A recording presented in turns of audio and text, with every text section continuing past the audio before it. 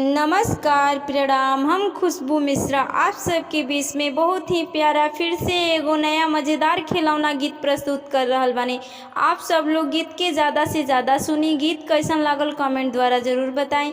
Channel पे नया हो कम तो चैनल के सब्सक्राइब भी कर लिए। अपना फैमिली और फ्रेंड में ज़्यादा से ज़्यादा शेयर करें ताकि हमारा आने वाला हर अगला वीडियो आप सबके बीच पहुँच सके। हमारा बेटा होता तोहरा के बोलाई बिना ना दो।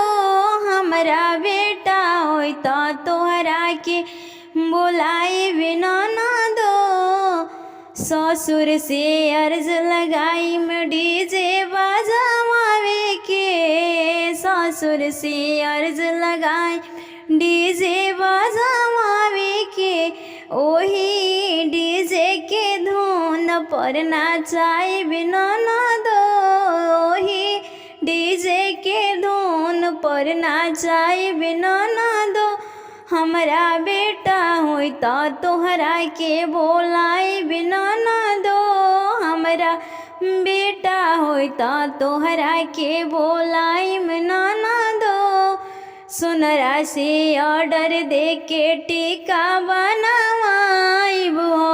सोनरा से ऑर्डर दे के टीका बनवाइब हो। तोहरा के देव हम बधाई ना दो। तोहरा के देव हम बधाई ना दो। हमारा बेटा होता तोहरा के बोलाई बिना ना दो। हमारा बेटा होता तोहरा के बोलाई बिना ना दो। बसुर से अर्ज लगाई भी तमुआ तनवाइब हो। बसुर से अर्ज लगाई भी तमुआ तनवाइब हो। तमुआ के बीच में नाचाई बिना ना दो। तमुआ के बीच में नाचाई बिना ना दो। हमारा बेटा होता तोहरा के बोलाई बिना ना दो। हमारा बेटा होता तोहरा के बोलाई बिना ना दो। बजा से ऑर्डर दे के लहंगा बनवाइब हो। बजा से ऑर्डर दे के लहंगा बनवाइब हो। काजल लगाई देव बधाई ना दो। काजल लगाई देव बधाई ना दो।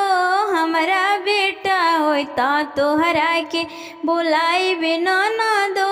हमारा बेटा होता तोहरा के बोलाई बिना ना दो।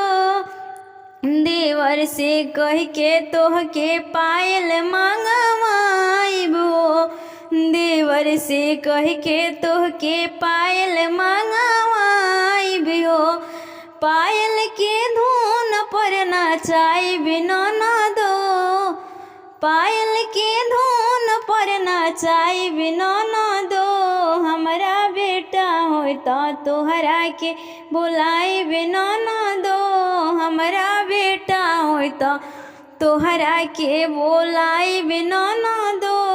सोनरा से ऑर्डर दे के चैन बनवाइब हो। सोनरा से ऑर्डर दे के चैन बनवाइब हो। थाली के देव हम बजाई ना दो। थाली के देव हम बजाई ना दो।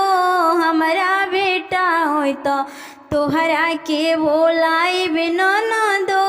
हमारा बेटा होता तोहरा के बोलाई बिना ना दो।